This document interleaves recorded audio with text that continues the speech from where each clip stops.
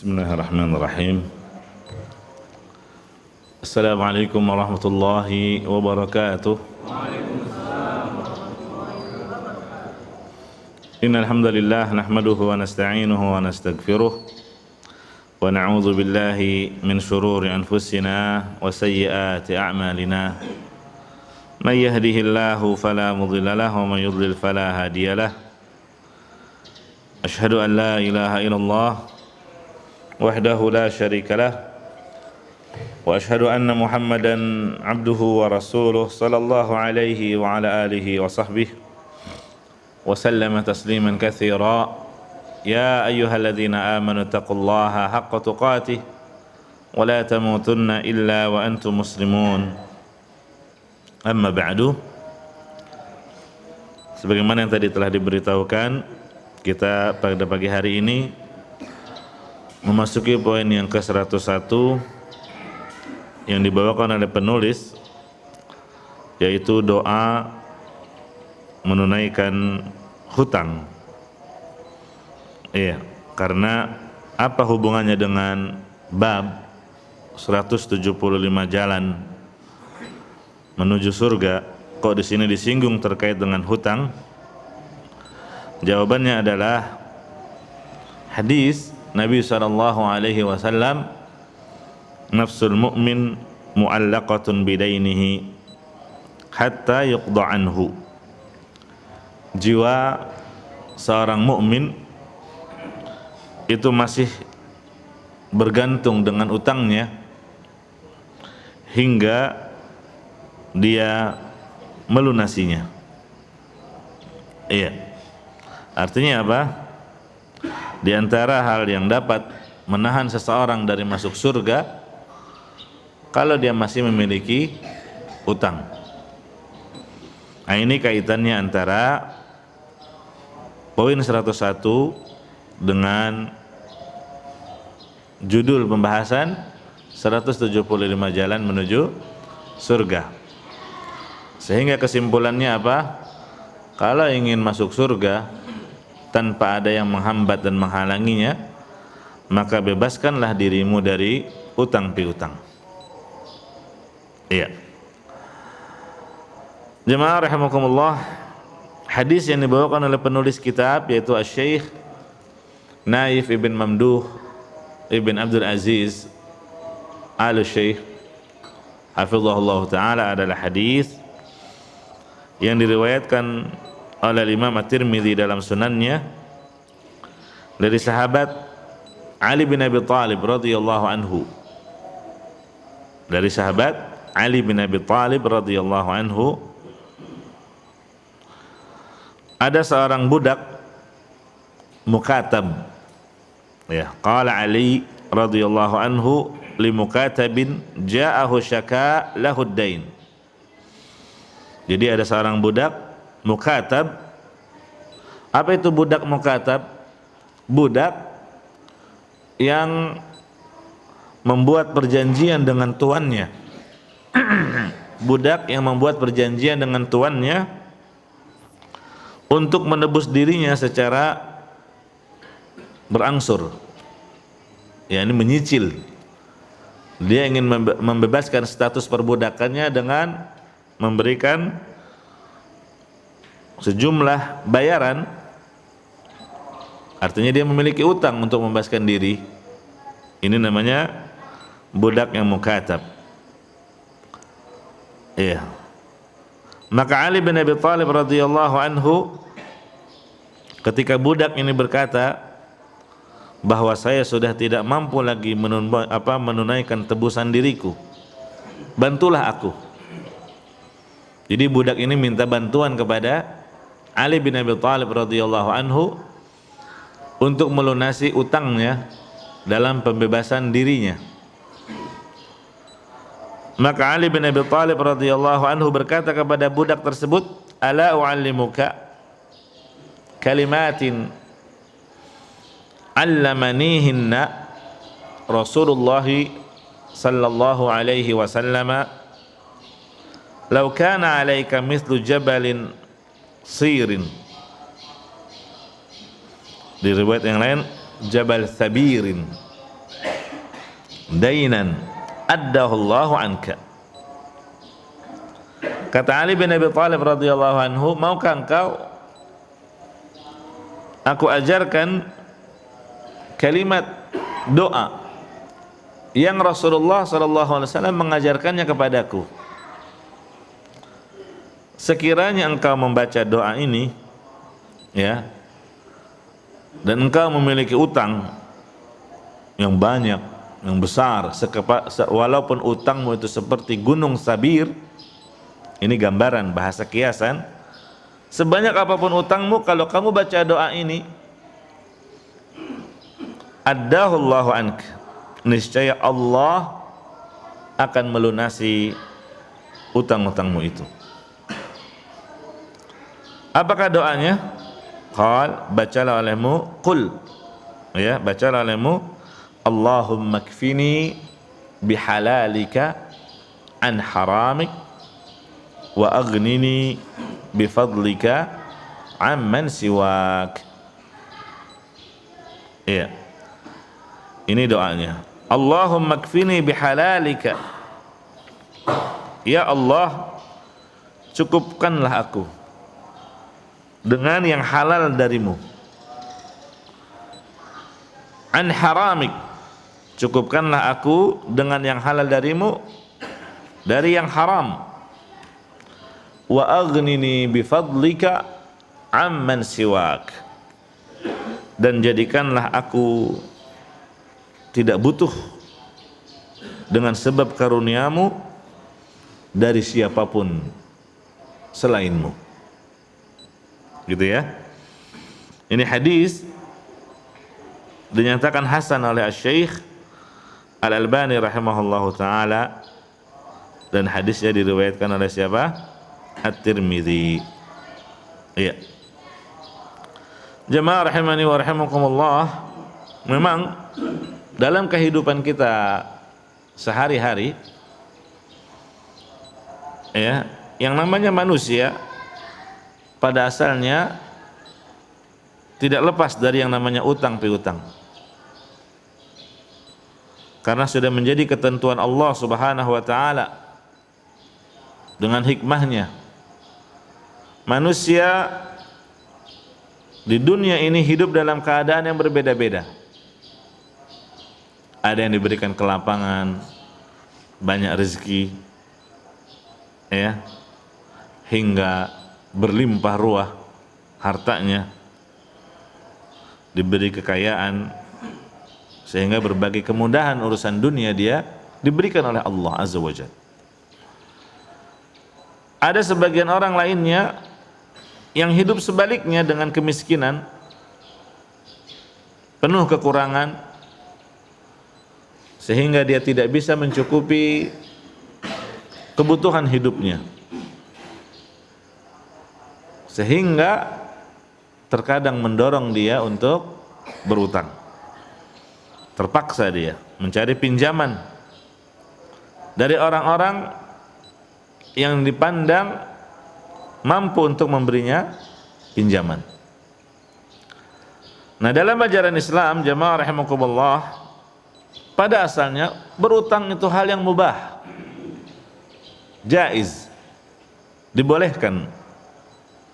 Bahkan ayat yang terpanjang dalam Al-Quran, yaitu di surah Al-Baqarah ayat 282,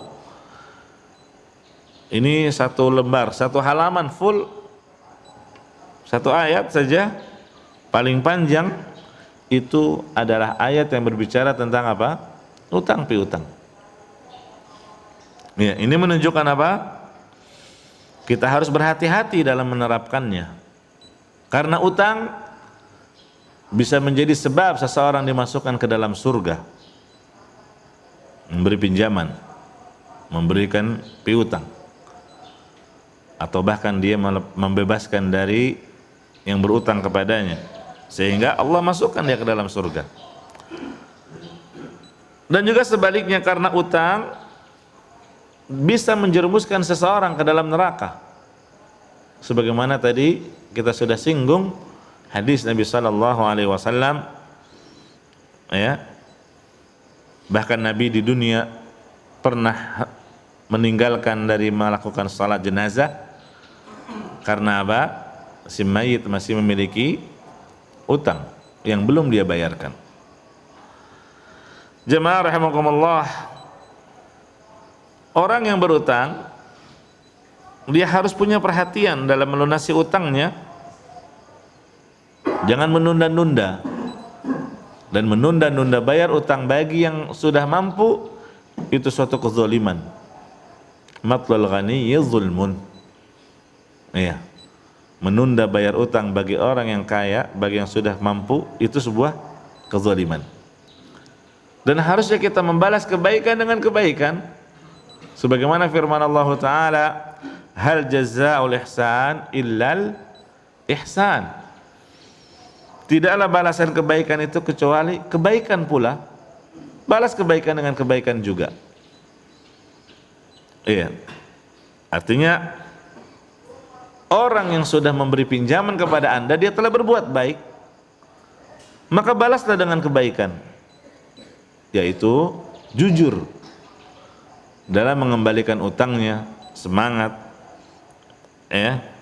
punya kesungguhan, seperti itu. Nah, sebagian orang ada yang bermudah-mudah dalam urusan utang, padahal itu kan hak saudaranya yang telah berbuat baik kepada dia. Ya. Inilah akhlak yang tercela kalau dia sudah ada kemampuan bayar tapi nggak mau bayar atau meremehkan dalam pembayaran utang. Ini yang menyebabkan sebagian orang merasa kapok dengan meminjamkan uang ke orang lain yang membutuhkannya.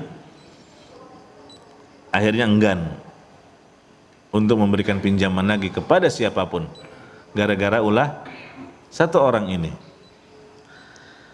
Nah, ini jemaah azani Allah wa iyyakum. Jadi pentingnya hal ini sehingga dibawakan secara khusus di poin 101. Kalau hadis yang tadi kita bacakan, nampak sekali bahwa Ali bin Abi Thalib radhiyallahu anhu beliau membantu seorang budak tadi dengan mengajarkan doa.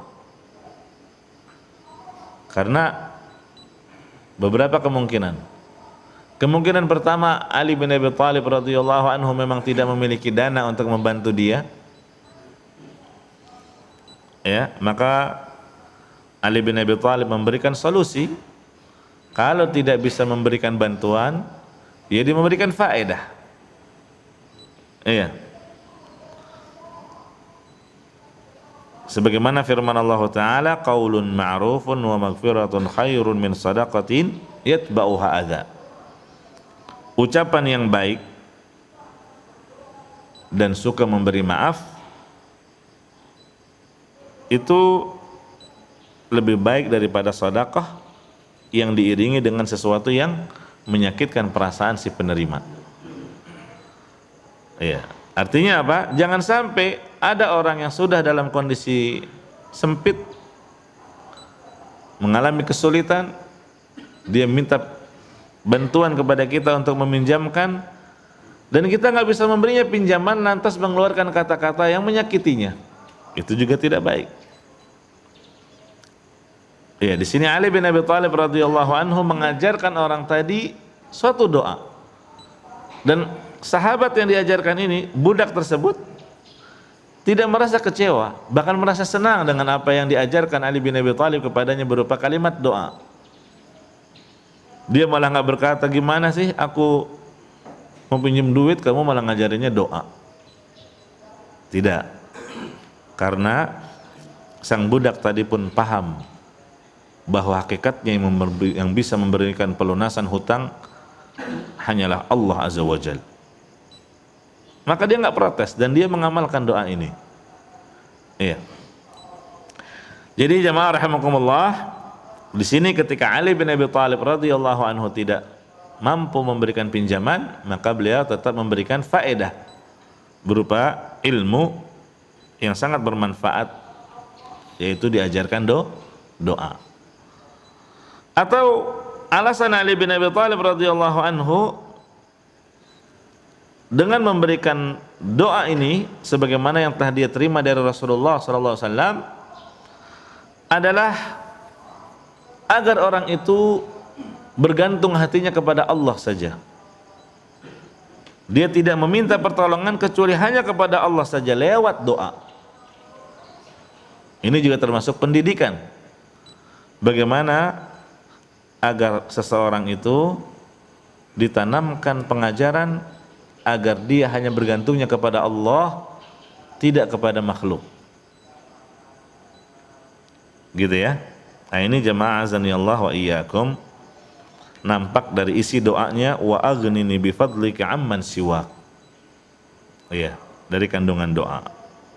Nah, sekarang jamaah azanillah wa iyyakum, disebutkan kandungan dari doa ini karena disebutkan kalau engkau membaca doa ini sekalipun hutangmu sebesar gunung Sabir, gunung yang besar yang ada di kota Madinah, yang maklum, yang diketahui oleh penduduk Madinah di saat itu, menunjukkan apa? Sebesar apapun utangmu, Allah itu maha kaya. Sangat mudah bagi Allah untuk membayarkannya, melunasinya, jika Allah berkehendak. Iya, mudah bagi Allah azza wa jalla, asalkan kau mau merealisasikan dari kandungan doa yang diajarkan oleh Nabi sallallahu alaihi wasallam. Iya. Apa kandungannya? Mari kita baca dulu doa yang tadi kita telah sebutkan. Allahumma kfini, Allahumma kfini bihalalika an haramik wa aghnini bifadlika amman siwak. Ada yang sudah hafal? Belum? Baru sekali ya? Atau karena nggak punya utang sehingga nggak baca doa ini? Ayo sekali lagi. Allahumma kfini bihalalika an haramik wa aghnini bifadlika amman siwak. Baik. Jamaah rahimakumullah, kandungan yang pertama, Allahumma kfini bihalalika an haramik. Ya Allah, cukupkanlah aku dengan yang halal dan jauhkanlah aku dari yang haram. Gitu ya. Jadi pertama, memohon kepada Allah agar kita merasa cukup dengan yang halal saja, tidak tergiur dan tidak melirik kepada yang haram sekalipun itu jumlahnya besar. Kenapa? Karena yang haram akan berpengaruh pada terkabulnya doa, diterimanya ibadah, yakni ditolak oleh Allah azza wa jalla. Iya, dan dampak buruk yang banyak sekali yang menimpa diri kita dan keluarga kita di dunia dan di akhirat. Iya. Jadi ini, ya Allah, cukupkanlah aku dengan yang halal dan jauhkanlah aku dari yang haram. Intinya apa? Merasa cukup dengan yang Allah berikan berupa yang halal dan tidak tergiur dari yang haram. Karena perkara haram itu akan berpengaruh pada ibadah kita, doa kita, dan yang lainnya. Sebagaimana disebutkan dalam hadis, ya, ayyuhan nas, innallaha tayyibun la yaqbalu illa tayyiba Wahai sekalian manusia, Allah itu maha baik, tidak menerima kecuali dari yang baik, yang halal. Wa inna Allah amara al-mu'minina bima amara bihil mursalin. Allah memerintahkan orang-orang yang beriman seperti yang dia perintahkan kepada para rasul. Ya ayyuhar rusulu kulu minat tayyibati wa'malus salihah. Wahai para rasul, makanlah makanan yang halal dan beramal salihlah. Jadi ayat ini Allah Azza wa Jalla menggandengkan makanan yang halal dengan amalan salih. Artinya apa? Ada pengaruh, ada hubungan yang erat menjaga makanan yang halal dengan amalan salih. Sehingga siapa yang makanannya makanan yang halal, dia pastikan apa yang masuk ke mulutnya adalah yang halal, entah zat makanannya, minumannya atau cara mendapatkannya, maka akan membuahkan hasil apa? Amal saleh. Sehingga dia semangat dalam menunaikan hal yang wajib, semangat melangkahkan kaki ke masjid untuk salat 5 waktu, semangat untuk tahajud, semangat untuk melakukan amalan-amalan saleh yang sangat banyak bentuknya. Iya. Sebaliknya, orang yang mengkonsumsi yang haram, apakah zat makanannya yang haram atau cara mendapatkannya dengan cara yang haram, itu akan berdampak apa? Malas dia beramal saleh, malas dia melakukan ketaatan. Berarti barang siapa yang mendapati dalam dirinya ada kemalasan dalam melakukan ketaatan, perlu untuk mengoreksi apa yang dia konsumsi selama ini dari sumber yang halal ataukah dari yang haram. Kenapa ya kok saya berat sekali untuk sholat tahajud? Kenapa ya saya kok sulit untuk melakukan amalan saleh? Ya, kenapa saya kok malas melakukan sholat sunnah? Padahal dulunya saya termasuk orang yang rajin dan menjaga. Kalau seperti itu, Anda merasakan kemalasan dalam melakukan amalan saleh, berarti ada sesuatu dari apa yang Anda makan, dari apa yang Anda konsumsi. Telitilah. Karena Allah Subhanahu wa taala mengaitkan di ayat ini perintah untuk menjaga makanan yang halal yang akan melahirkan, membuahkan amalan saleh. Gitu ya. Kemudian jamaah azani Allah wa iyyakum, setelah Nabi sallallahu alaihi wasallam menyebutkan ayat, beliau menyebutkan keadaan seseorang yang terkumpul padanya sebab-sebab terkabulkan doa. Tsumma dzakara rajula yutilu safar. Disebutkan ada seorang laki-laki yang dia menempuh perjalanan safar yang jauh.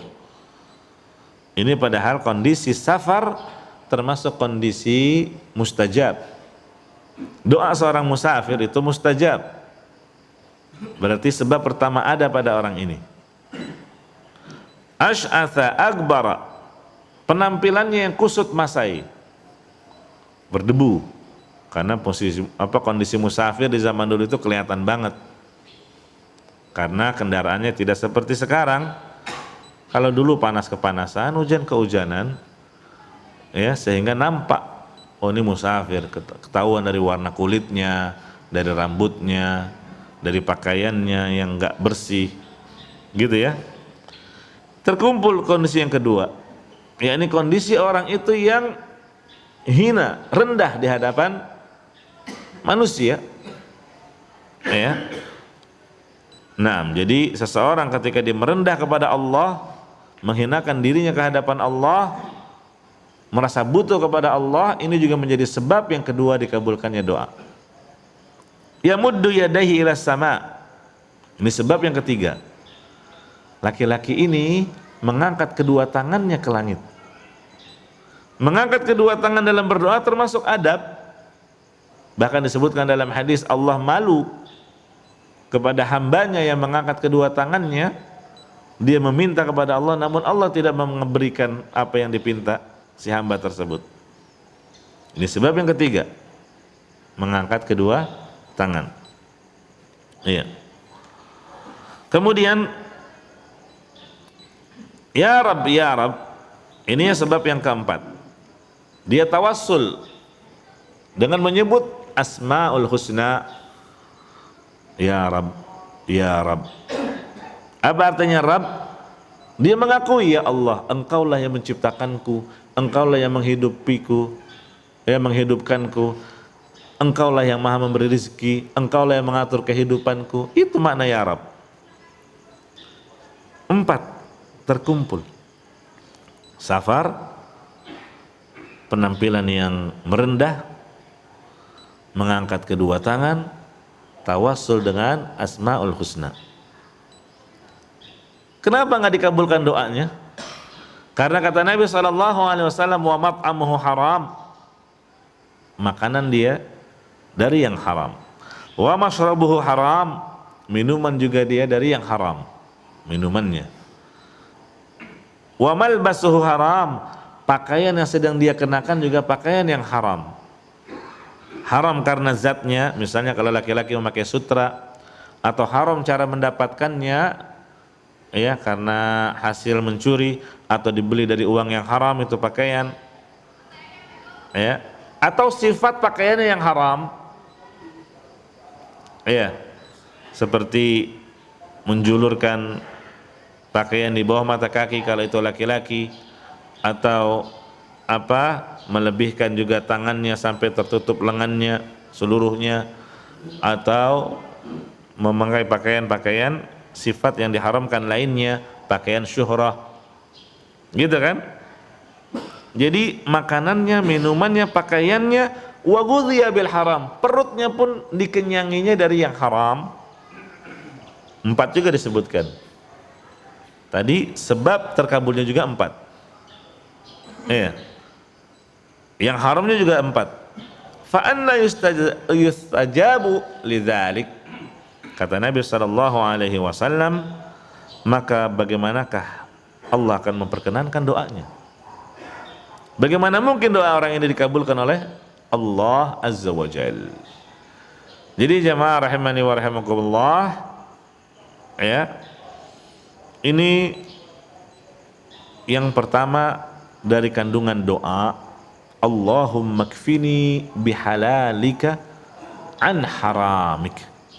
Ya Allah, cukupkanlah aku dengan yang halal dan jauhkanlah aku dari yang haram.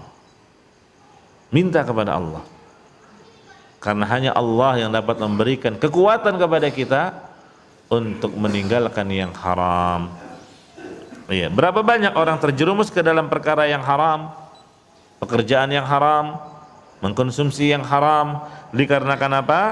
Lemahnya ilmu, sedikitnya ilmu agama, sehingga dia tidak bisa membedakan mana halal mana haram, atau lemahnya kesabaran dia, nggak sabar sehingga tergiur dengan apa? Dunia, dan dia tidak lagi mempedulikan sumbernya dari yang halal atau yang haram. Itu kandungan dari doa yang pertama, Allahumma kfini bihalalika an haramik. Yang kedua, wa aghnina bifadlika amman siwak, dan jadikanlah aku tidak butuh kepada siapapun selain kepada Engkau. Iya. Yakni dengan sebab karunia yang telah Engkau berikan, dengan nikmat yang telah Engkau berikan kepadaku ya Rabb, dari berbagai banyak kenikmatan yang Engkau limpahkan kepadaku, kebaikan yang Engkau anugerahkan kepadaku, menjadikan aku merasa tidak butuh lagi kepada selainmu. Iya. Aku tidak lagi berhajat kepada selainmu, dan aku tidak bernaung kepada sesuatu selain Engkau ya Rabb. Ini yang kedua, menunjukkan apa? Betul-betul si hamba ini hanya merasa qanaah, merasa cukup dengan apa yang telah Allah anugerahkan kepadanya, ya, sehingga ketergantungan hatinya dia hanya kepada Allah Azza wa Jalla. Jamaah rahimani wa rahimakumullah. Kemudian niat yang ikhlas ketika meminjam. Iya. Niat yang baik akan menjadi sebab yang kuat datangnya rezeki dan pertolongan dari Allah Azza wa Jalla. Jadi kalau kita meminjam nih, luruskan niat Anda, mantapkan niat Anda bahwa Anda akan melunasinya, Anda akan membayarnya. Jangan seperti sebagian orang yang minjem tapi niatnya minta, gitu kan? Atau tidak ada niatan untuk melunasinya. Enggak, sebenarnya sih mau minta tapi nggak enak kalau minta, nggak dikasih, mendingan bilangnya minjem aja lah. Kan kadang ada orang-orang semacam ini ya, naudzubillah. Ini berbahaya ketika seseorang salah niatnya ketika meminjam, maka akan sulit baginya untuk membayar. Dalilnya adalah hadis Nabi sallallahu alaihi wasallam, "Man akhadha amwalan nas yuridu adaaha addallahu anhu." Barang siapa yang meminjam harta orang dan dia ingin menunaikan haknya, yakni dia kembalikan, Allah akan memudahkan dia dalam menunaikan hutangnya itu, membayarnya. Wa man akhadha yuridu itlafaha atlafahullah. Dan siapa yang mengambil harta orang, meminjamnya karena ingin merugikan orang tersebut, ya, niatnya buruk, atlafahullah, maka Allah pun akan menghilangkan hartanya dia. Iya, mengalami kesulitan dalam membayarnya. Nah, ini jamaah azani Allah wa iyyakum, bagaimana niat yang baik menjadi sebab yang kuat datangnya rezeki dari Allah, menjadi sebab dia dibantu oleh Allah Azza wa Jal dalam melunasi utangnya. Dan sebaliknya, niat yang buruk akan menjadi sebab kerugian bagi seseorang di dunia dan di akhirat. Di dunia dia sulit membayar utang, dan di akhirat akan tergantung sebagaimana disebutkan dalam hadis tadi di awal pembahasan. Jamaah azani Allah wa iyyakum, ada beberapa cara agar seseorang bisa segera terbebas dari utang. Yang pertama adalah berdoa kepada Allah. Ini sebetulnya cara yang manjur, tapi justru banyak disepelekan oleh orang. Iya. Makanya keliru kalau orang berkata, udahlah minimal kamu berdoa. Kok doa minimal? Doa itu justru yang utama dan prioritas yang paling harus didahulukan. Keliru kalau ada orang mengatakan minimal kau berdoa. Iya. Di antaranya berdoa dengan doa yang diajarkan Nabi SAW ini. Iya, hafalkan doa dan yakinlah bahwa doa itu adalah wasilah yang dapat membantu Anda dalam melunasi utang Anda. Karena Allah adalah zat yang maha kaya, yang tidak akan berkurang apa yang ada di sisinya berupa perbendaharaan kekayaannya dengan pengabulan doa seluruh hambanya di muka bumi ini. Iya kan?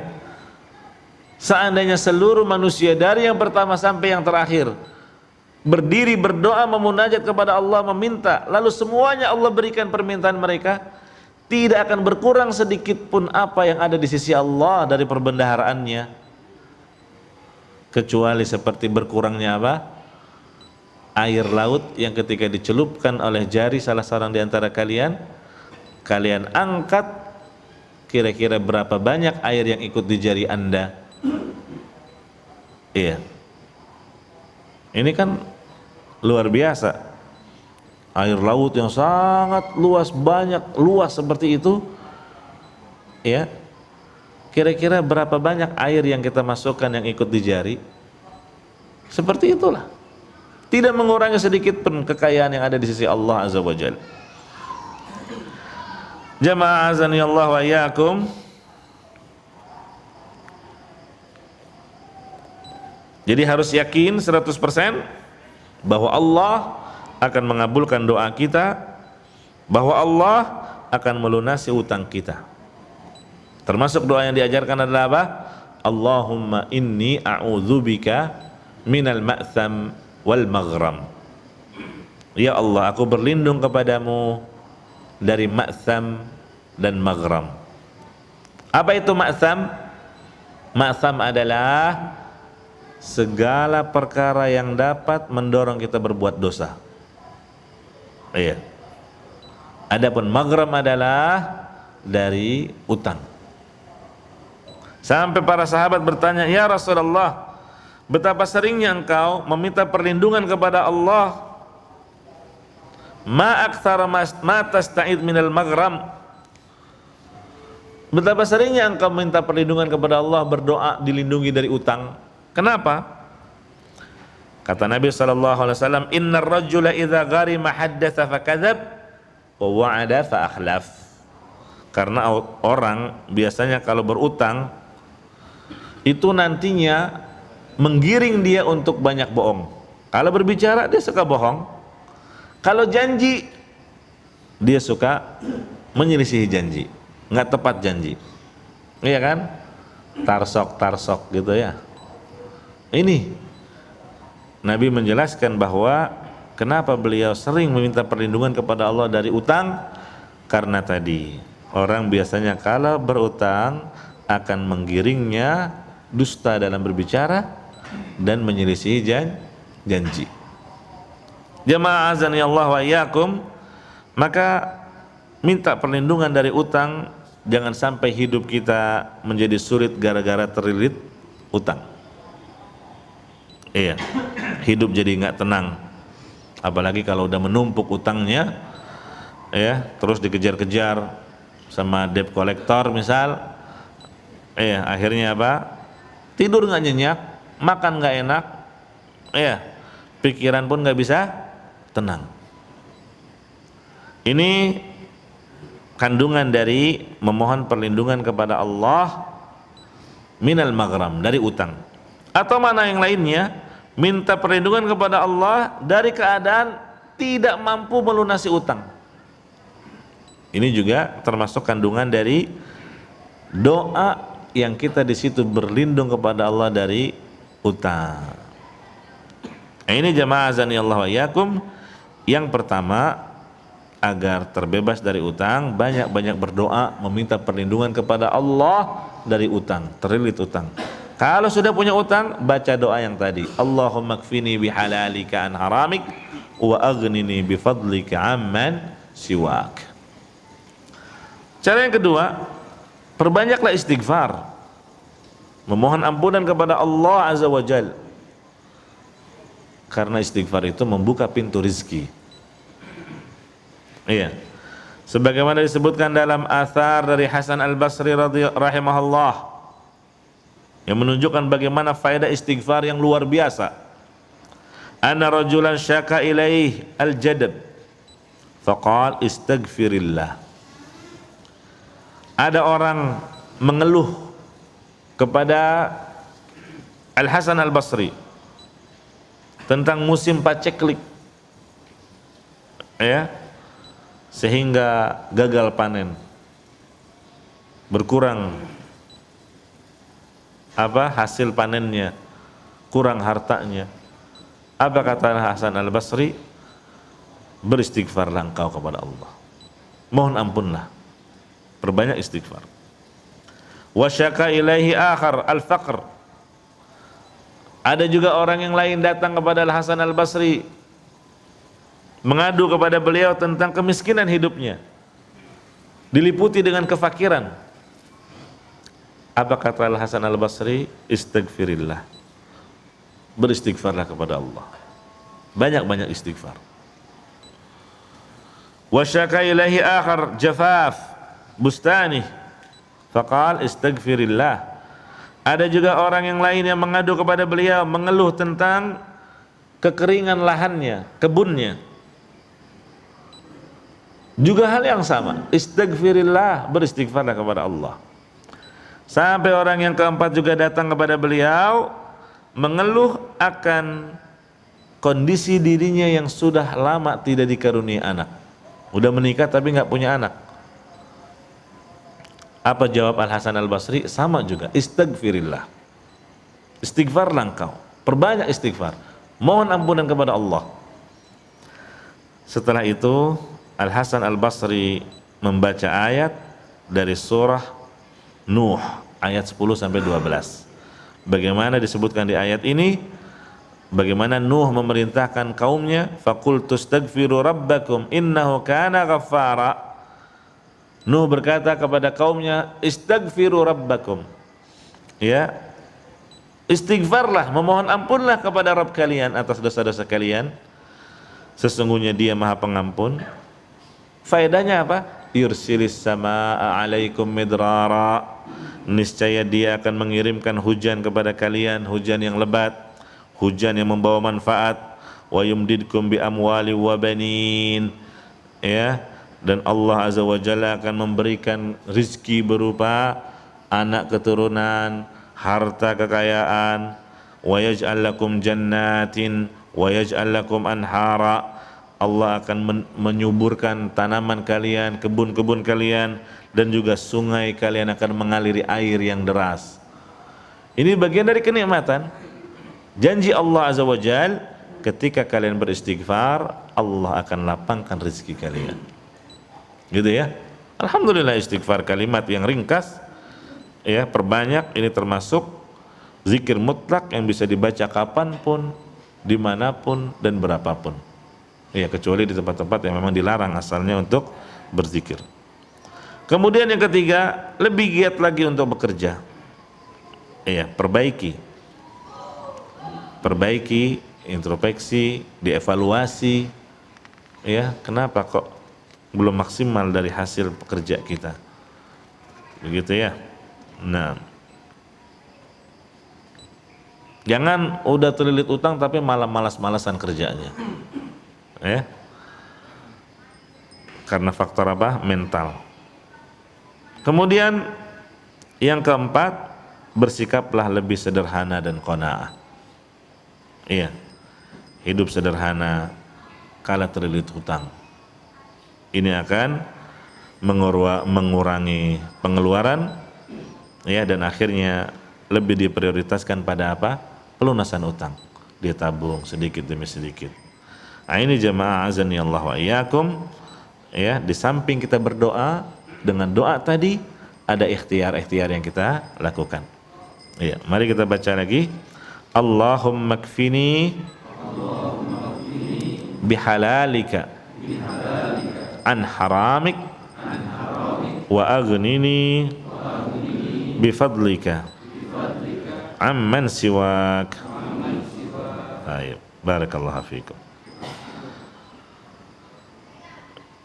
Ada pertanyaan?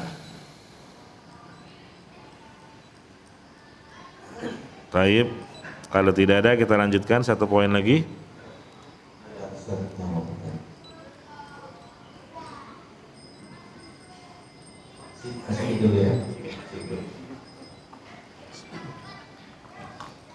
Assalamualaikum warahmatullahi wabarakatuh. Waalaikumsalam warahmatullahi wabarakatuh.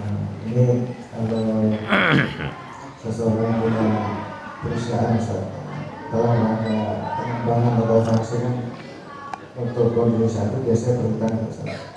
Misalnya memberikan satu, katakan hotel atau berapa miliar, berhutang berapa miliar untuk 10 tahun sebetulnya. Itu sudah terjadwal. Kan sunahnya mempercepat atau bisa terjadwal. Nanti lunas pun dia akan berpikir lagi, ekspansi, buka cabang lagi, berhutang lagi. Ini kan banyak yang seperti ini. Dalam pandangan Islam, hal seperti ini gimana apa? Ya, karena kalau tanpa hutang dia lambat atau untuk berkembang itu lama lah gitu. Kalau dengan ngumpulin keuntungan itu ikut lama Ustaz. Kira-kira gimana dalam pandangan agama kita? Makasih. Assalamualaikum warahmatullahi wabarakatuh. Waalaikumsalam warahmatullahi wabarakatuh.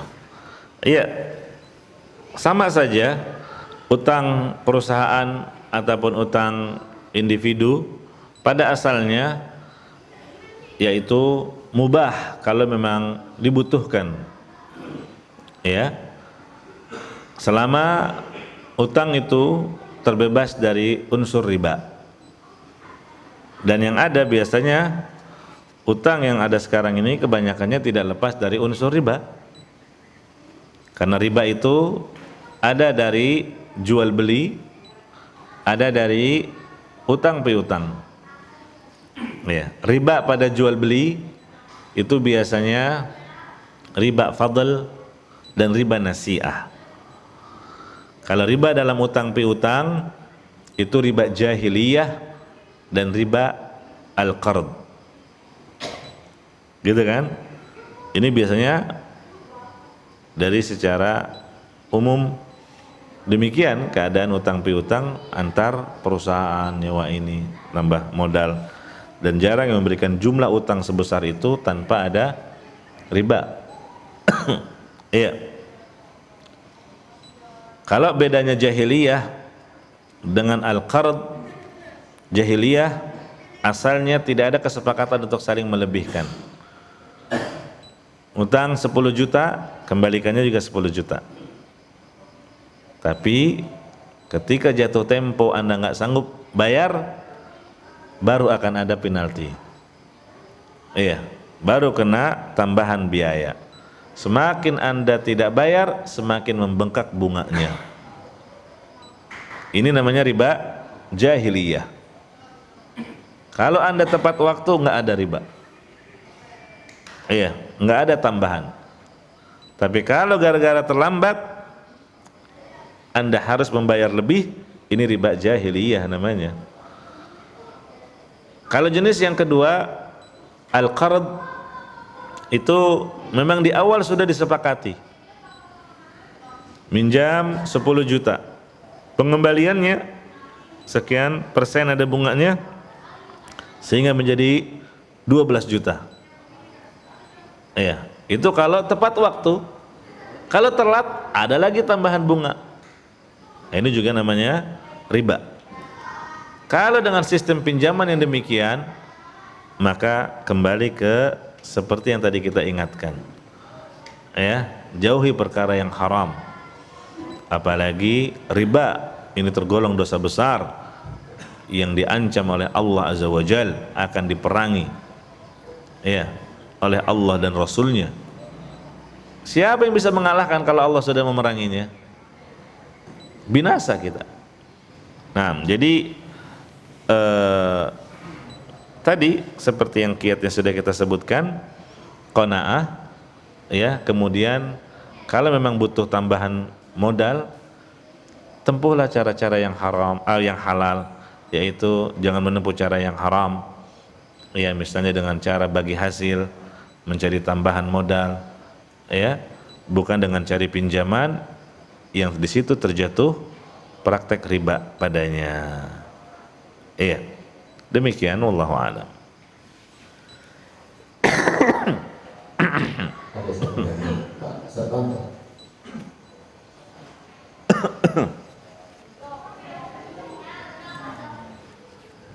Assalamualaikum Ustaz. Waalaikumsalam. Kalau saya tanya dari sisi yang memberi pinjaman, karena kadang-kadang kita bertetangga, kita berkeluarga, itu seringkali meskipun kita kondisinya juga pas-pasan, seringkali memberikan pinjaman. Iya. Nah, sementara boleh nggak kalau kita itu juga ngejar-ngejar gitu ya, kepada mereka meminjam kita, kan enggak, janjinya sudah mantap. Sementara kita mungkin juga berutang juga. Iya. Jadi kira-kira gimana? Tadi kan benar dari sisi peminjam, sekarang kalau dia memberi Baik. Allah ya barik fiik. Dari sisi pemberi pinjaman, ya, pemberi piutang, kalau ini banyak keuntungannya. Memberikan pinjaman itu berarti membantu orang yang kesempitan, orang yang kekurangan.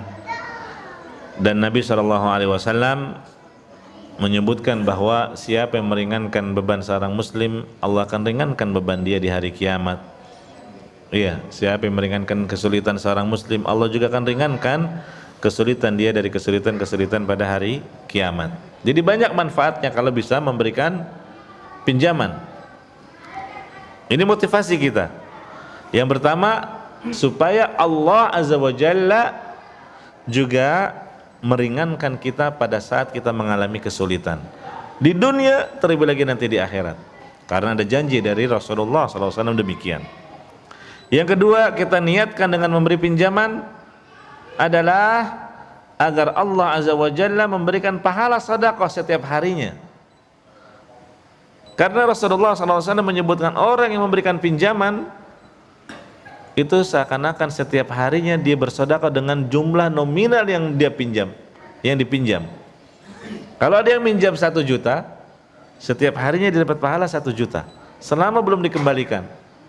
Kalau ada jatuh tempo, orang itu belum sanggup bayar, akhirnya diulur lagi, ditambah lagi temponya, maka dia mendapatkan pahala sedekah 2 kali lipat. Setiap harinya dia dapat pahala sedekah 2 juta. 3 kali tempo, dia 3 kali pahala sedekah 3 juta. Gitu ya.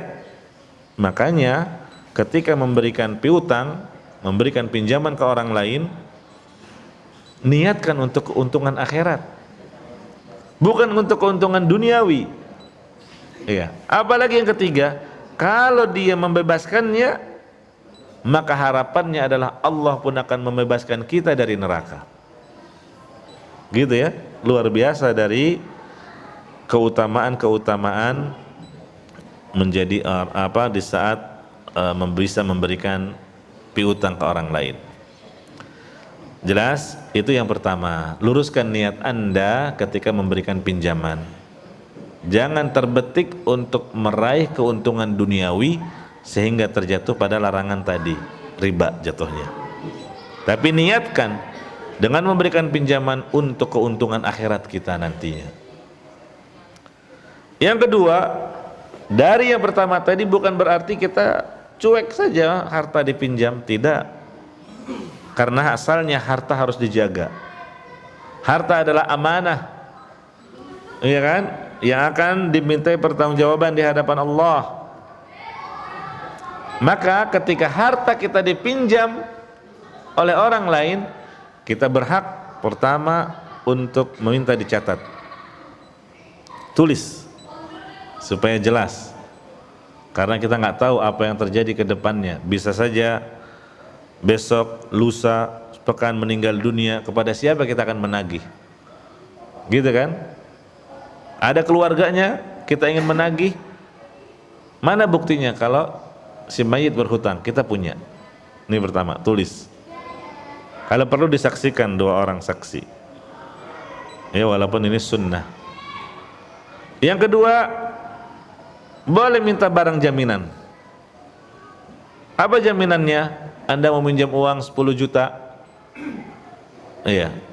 Supaya apa? Harta kita tidak hilang. Karena kita nggak tahu bagaimana kondisi kedepannya orang ini, bisa bayar atau tidak. Tapi dengan adanya barang jaminan, gadai bisa menjamin keutuhan harta kita yang dipinjam. Temponya berapa? Temponya 1 tahun. Baik. 1 tahun ternyata orang itu nggak sanggup bayar 10 juta. Kita punya hak dari motor yang digadaikan. Anda jual, hasil penjualannya berapa? Kalau ternyata hasil penjualannya cuma 8 juta, maka itu hak Anda dan orang itu masih berutang 2 juta. Kalau hasil penjualan motornya lebih tinggi, 12 juta, maka hak Anda tetap hanya 10 juta dan 2 jutanya berikan ke dia. Kan enak, ada barang jaminan. Gitu ya. Dan yang ketiga, pastikan temponya. Iya. Pastikan temponya. Anda minjam segini sampai kapan? Kapan Anda akan melunasinya? Diingat, dicatat. Gitu ya. Jangan tanpa ada kejelasan. Oh, nanti kapan saya ada kemampuan? Loh. Nanti kapan ada kemampuan? Enggak jelas ini. Iya, sebulan, 2 bulan, 1 tahun, 2 tahun, kapan Anda akan melunasi, tanggal berapa, di bulan apa, tahun berapa? Jelaskan di situ. Ini semua sebagai bentuk penjagaan terhadap harta yang telah Allah berikan, bukan karena sifat bakhil dan pelitnya kita. Nggak boleh dia berkata, kamu kok sama saudara detail banget sampai begini, nggak percaya apa? Nah, bukan nggak percaya, tapi ini syariat yang ada untuk kebaikan kita bersama. Ya, jadi utang berutang kalau menjalaninya sesuai syariat akan bernilai ibadah. Begitu, ya. Kalau sudah jatuh tempo, Anda berhak untuk menagihnya. Bahkan kalau sudah berkali-kali dia nggak sanggup bayar, kita berhak melaporkannya ke pengadilan. Kalau kita lihat ini orang punya aset tapi nggak mau dijual untuk melunasi utangnya, nanti itu orang dipanggil oleh pengadilan, oleh hakim, akan dipaksa untuk menjual aset milik dia. Asalnya dia nggak mau jual, ini harta bersejarah, ini warisan, ini nggak mungkin saya akan menjualnya, alasan apapun. Ya kan, kadang ada orang begitu. Dia mampu untuk bayar utang kalau mau menjual aset yang dia punya. Cuma masalahnya dia nggak mau. Dilaporkan ke pengadilan, nanti pengadilan yang memaksa orang ini untuk menjualnya. Hukum asalnya jual beli nggak boleh ada paksaan, kecuali dalam kondisi satu ini saja. Iya. Jelas? Demikian, Allahu a'lam. Barakallahu fikum.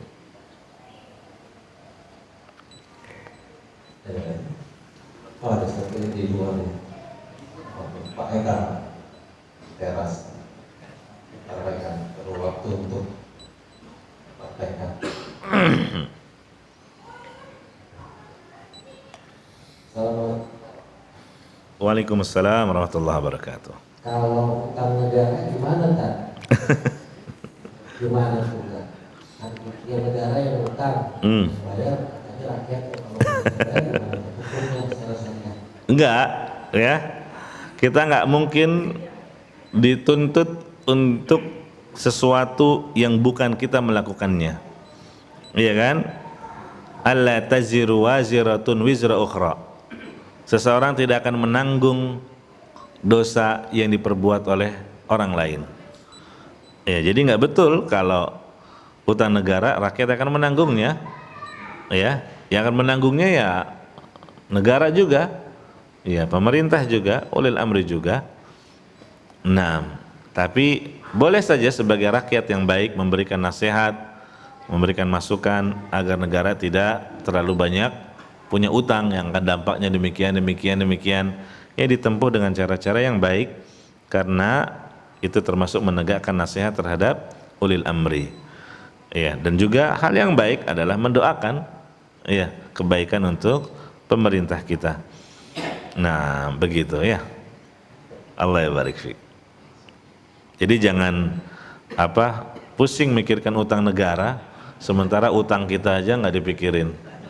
Ya, yang lebih berhak, yang lebih layak untuk kamu pikirkan utangmu, bukan utang negara.